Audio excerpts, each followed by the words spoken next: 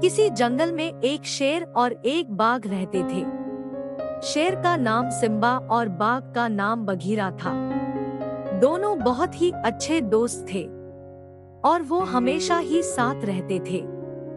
एक दिन एक सियार सिम्बा के पास आया और उसने कहा, सिम्बा महाराज, वो आपका बघीरा दोस्त एक दूसरे शेर के साथ घूम रहा था।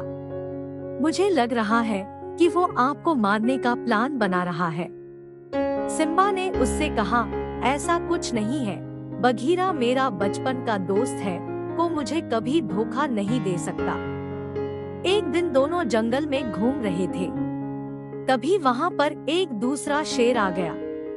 वो शेर उनसे काफी बड़ा था।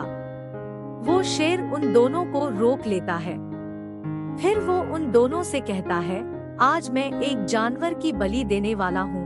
मैं तुम दोनों में से किसी एक को छोड़ सकता हूँ।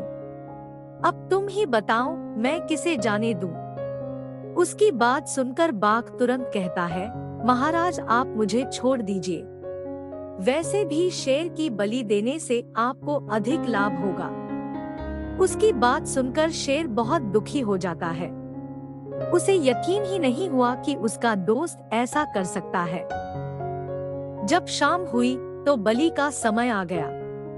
बड़ा शेर सिम्बा को एक जगह खड़ा कर देता है और जैसे ही वह उसे मारने के लिए आगे बढ़ता है, पीछे से बाघ के गुर्राने की आवाज आती है। सिम्बा ने देखा तो वहाँ बघीरा था। बघीरा एक छोटे से शेर के साथ खड़ा था।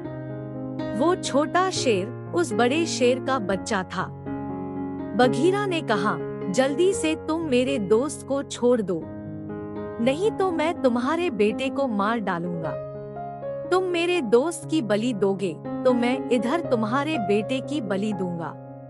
अब तुम सोच लो कि तुम्हें क्या करना है। अब उस शेर के पास कोई रास्ता नहीं बचा। अपने बेटे को बचाने के लिए उसे सिम्बा को आजाद करना पड़ा। उसके बाद दोनों दोस्त वहां से आ गए। घर आने के बाद सिम्बा ने बघीरा से पूछा, तुम्हें कैसे पता कि उस शेर का बेटा भी है? बघीरा ने उससे बताया, जब वो हमारे सामने खड़ा था, उसी के थोड़ी दूर पर उसका बेटा भी था, जो सीधा हमारी तरफ ही देख रहा था। मुझे लगा कि शायद तुमने उस बच्चे को नहीं देखा होगा, इसीलिए मैंने अपनी जान बचाई थी, जिससे मैं तुम्हारी जान बचा सकूं। सिम्बा ने बघीरा को धन्यवाद दिया और वो दोनों फिर से आराम से जंगल में रहने लगे।